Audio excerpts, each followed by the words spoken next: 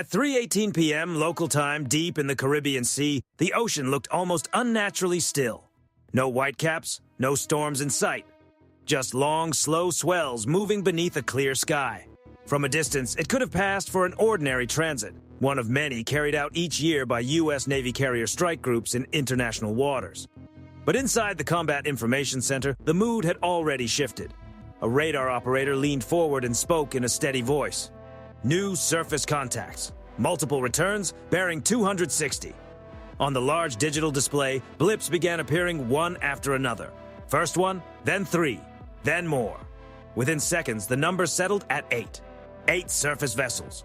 They were not broadcasting AIS. They were not answering maritime calls. And they were not moving like commercial traffic. At first, the contacts were spread out, nearly 40 nautical miles away, traveling at a moderate pace. But their pattern revealed far more than their speed. These ships were not simply passing through.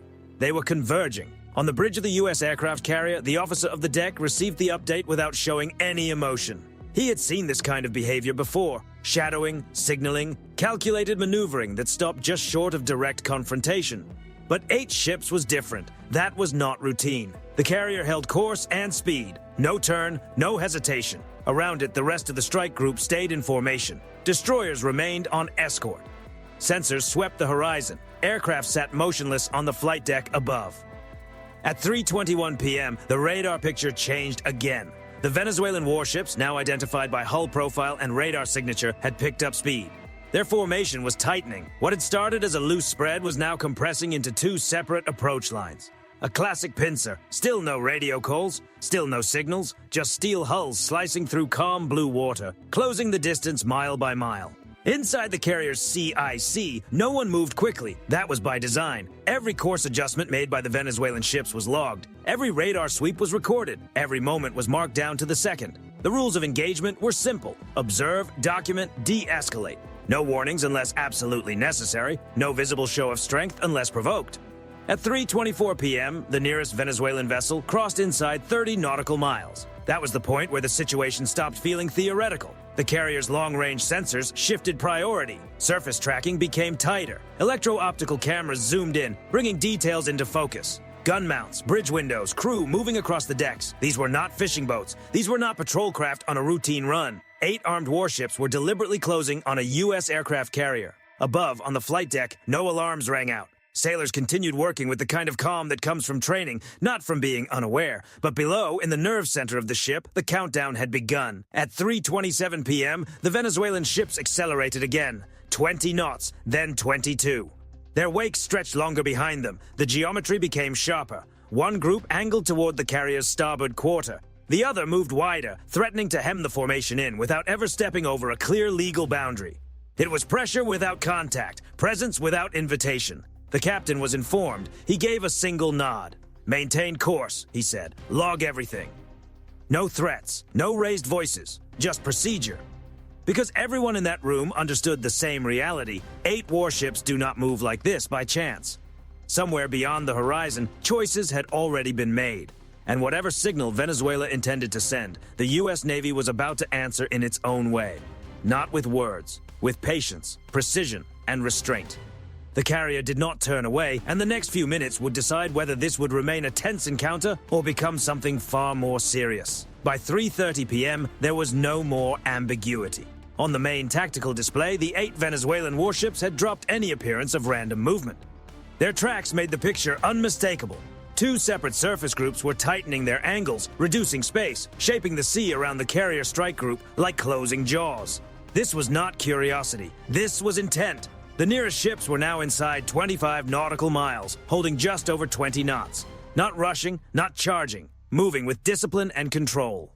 Inside the Combat Information Center, the atmosphere stayed deliberately calm. No alarms, no shouting, just quiet updates as new data flowed in. Surface contact Sierra 21 altering course.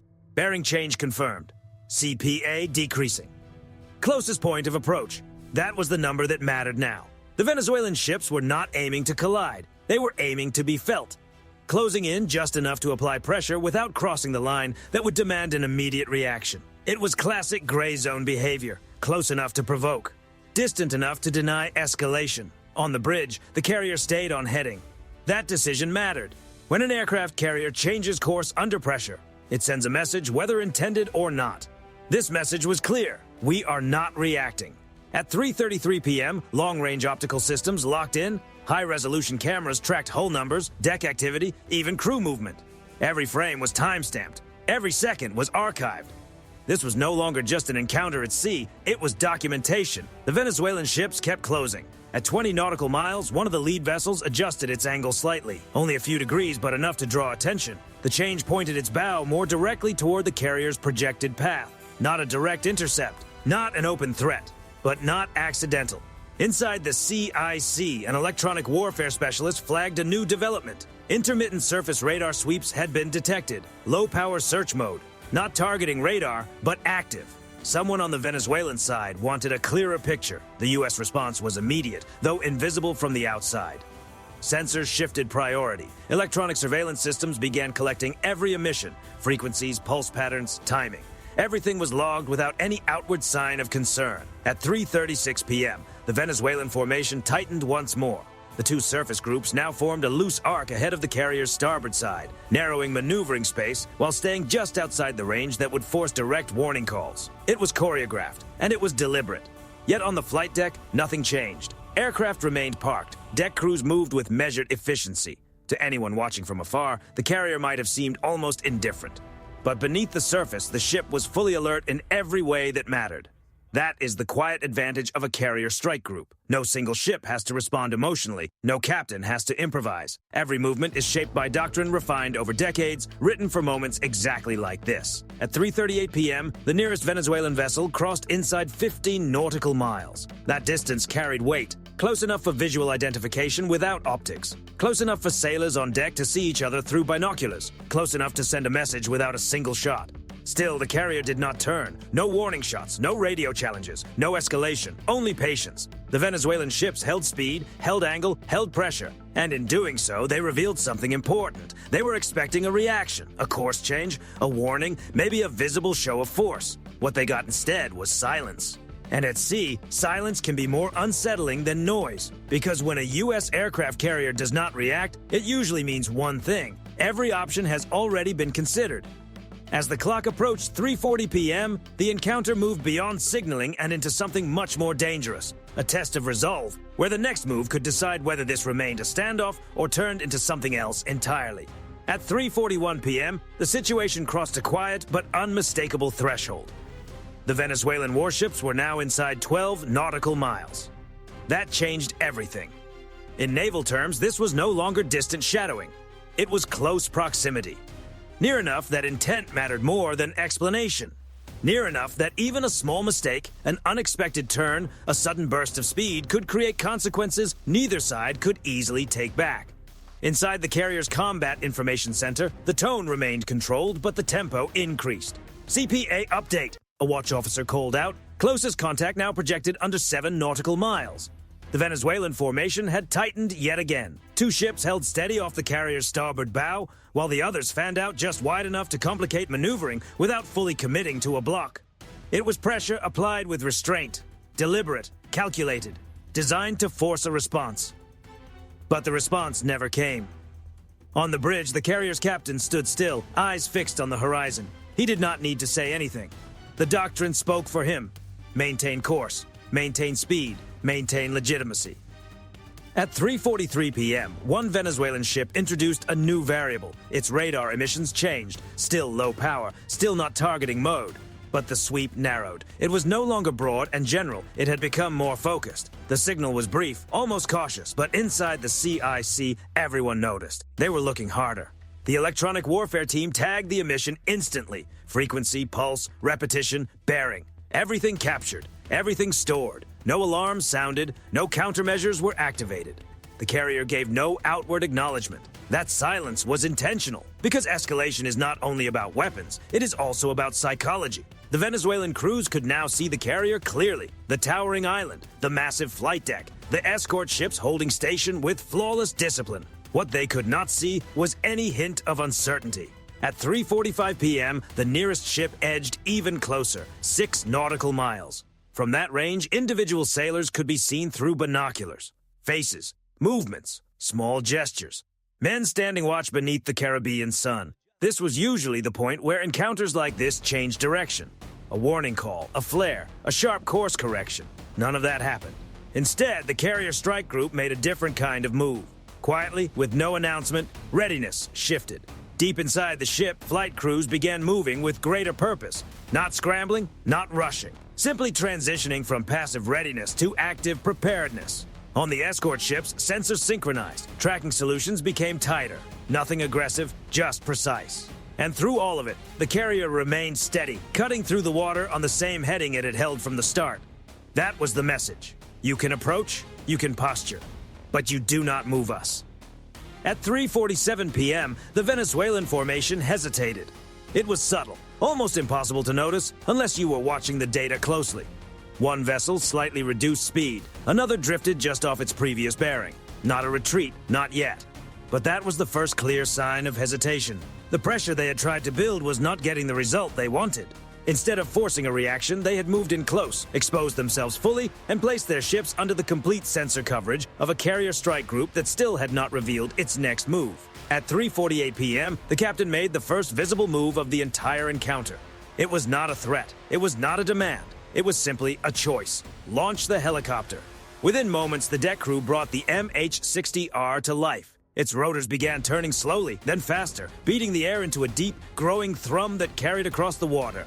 The Venezuelan crews likely heard it before they ever saw it. The helicopter lifted cleanly from the deck, banked low over the sea, and headed straight toward the tightening cluster of ships. Still no shots, still no warning calls. But now the situation had clearly entered a new phase. Because when a carrier sends eyes into the sky, it is no longer just observing. It is actively shaping the encounter, and the Venezuelan crews were about to understand exactly what that meant. The helicopter stayed low. Only a few hundred feet above the water, the MH-60R skimmed across the Caribbean, its shadow racing over the waves as it closed the gap with the Venezuelan formation. From the air, the pattern was impossible to miss. 8 warships arranged in a tightening arc, their attention fixed on the carrier behind them. Inside the helicopter, the crew worked in silence. Forward-looking infrared cameras came online first, turning every vessel into sharp thermal contrast. Exhaust stacks glowed hot. Engine spaces radiated heat. Human figures moved across steel decks as bright silhouettes. Every image streamed back to the carrier in real time. Every frame was time-stamped. Every position was geo-referenced. This was not intimidation. This was documentation. As the helicopter approached the lead Venezuelan ship, it leveled off at a safe distance, close enough to be unmistakably visible, far enough to leave no room for claims of provocation. The aircraft settled into a steady orbit, neither aggressive nor evasive, simply present. Then came the signal. A narrow green laser flashed briefly across the bridge windows of the Venezuelan vessel.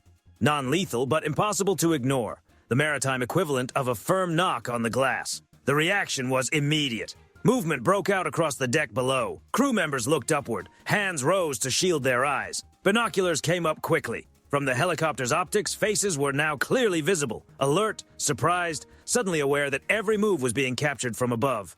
Then the radio call followed. Venezuelan naval vessel. This is a United States Navy helicopter operating in international waters. Your maneuvers are unsafe and are being documented. The message was repeated in Spanish. No threats, no ultimatums, just a calm statement of fact. For several seconds, there was no answer. The Venezuelan ships continued on course, but the confidence in their formation had started to fade. Small changes began appearing in the data almost immediately. Minor drops in speed, slight bearing shifts, tiny deviations that might have meant nothing earlier now meant everything. At 3:52 p.m., the first ship broke rhythm. Its wake shortened. Speed dropped from 22 knots to 19. Not a withdrawal, but a release of pressure. The helicopter widened its orbit, bringing more of the formation into view. The live feed showed similar signs across multiple vessels. Deck crews stepping back from mounted positions. Officers moving toward bridge wings. Radios lifted. The formation was beginning to loosen. At 3:54 p.m., a reply finally crackled over the radio. United States naval aircraft, a measured voice said carefully. We are conducting routine patrol operations near Venezuelan waters. It was not an apology, but it was acknowledgement. The carrier answered not with words, but with continued restraint. The helicopter held position. No pursuit, no escalation. The green laser did not appear again. The cameras continued recording, calm and impartial. Within minutes, the Venezuelan formation began to come apart. One ship shifted slightly to port, another increased its distance. The pincer shape dissolved into parallel tracks. Each vessel now seemed more focused on creating space than maintaining pressure. At 3:57 p.m., the nearest ship crossed back beyond 8 nautical miles. The moment passed quietly. No celebration on the carrier, no dramatic announcement, just silent confirmation as the screen data made the outcome obvious. Pressure had been applied, and it had not worked. The helicopter made one final slow pass, its sensors lingering just long enough to record the full disengagement. Then it turned back toward the carrier, climbing smoothly as it left the Venezuelan ships behind. By 4:01 p.m., the immediate danger had passed. The carrier strike group had never changed course, never raised its profile unnecessarily, never used warning fire. And yet the message could not have been clearer. 8 warships had tried to force a reaction from a U.S. aircraft carrier. What they received instead was something far more unsettling: total exposure, clear legal documentation, and a calm display of control that left no room for confusion. The Venezuelan ships slowly faded on radar, still there, still watching, but no longer pressing. The encounter was over, not because anyone acted first with force, but because one side understood a fundamental truth of modern naval standoffs. The strongest move is often knowing when you do not need to pull the trigger at all. By 4:15 p.m., the Caribbean had returned to the same eerie calm it had held earlier. The Venezuelan ships were still visible on radar, but their tracks told a completely different story now. Wider spacing, lower speed, no effort to reform. The confrontation had ended, not with a dramatic turnaway, but with a gradual and unmistakable loss of momentum. On board the U.S. carrier, there was no celebration. There rarely is. Encounters like this are not measured in simple wins or losses. They are measured in control of space, control of timing, and above all, control of escalation. And by every one of those measures, the outcome was clear. The Venezuelan Navy had attempted something common in modern maritime competition: tactical friction. By closing distance without opening fire, by shaping formations without issuing direct threats, they were trying to force the carrier strike group into a visible response. A course change, a warning, anything that could later be framed as hesitation or concession. It never happened.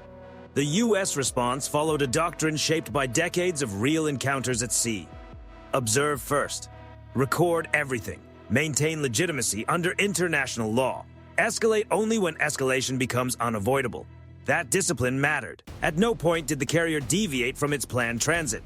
At no point did American crews allow emotion or pride to dictate the response. Every movement was logged. Every emission was recorded. Every second was preserved as evidence, not only for commanders, but also for diplomats, legal teams, and decision-makers far from the bridge.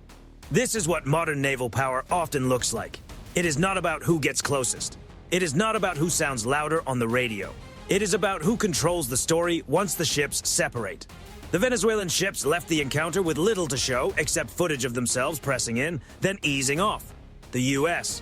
Navy left with detailed records, a clean legal position, and a carrier that never once appeared under pressure. That difference carries weight far beyond the Caribbean because incidents like this are never viewed in isolation. Other navies watch them, analysts study them, commanders compare them. The lesson travels quickly. Posturing only works when the other side reacts. And restraint, when backed by overwhelming capability, is not weakness, it is leverage. There was another reason this encounter ended the way it did. An aircraft carrier does not need to prove what it is in moments like this. Its strength is not only in the aircraft on deck or the escorts around it, its strength is also in the certainty that if escalation were forced, the outcome would be decisive. Everyone involved understands that, especially the crews who decide not to push too far. That understanding is what kept this moment from becoming something far more dangerous. The Caribbean returned to silence not because the tension disappeared, but because both sides recognized the boundary, and only one side needed to define it. Before the day was over, the helicopter footage was archived, the sensor logs were secured, the timeline was complete. Nothing dramatic would likely appear in official statements, no oversized headlines, just another entry in the long record of close naval encounters. But for anyone who understands maritime operations, the outcome was unmistakable. 8 warships closed in on a U.S. aircraft carrier. The carrier did not turn, it did not issue threats, it did not fire, and yet it controlled the encounter from beginning to end. So here is the real question. In situations like this, should the United States answer naval pressure more aggressively? Or is disciplined restraint the smarter tool in a world where one wrong move can spiral into something far worse? Share your thoughts in the comments. If you found this breakdown useful, like the video and subscribe for more real-world naval encounters explained with clarity and context. And if you want to support the channel directly, consider joining the fleet and helping bring more stories like this to the surface. Because out there, in the quiet space between peace and confrontation, it is not always the side that acts first that comes out ahead. Sometimes it is the side that never had to.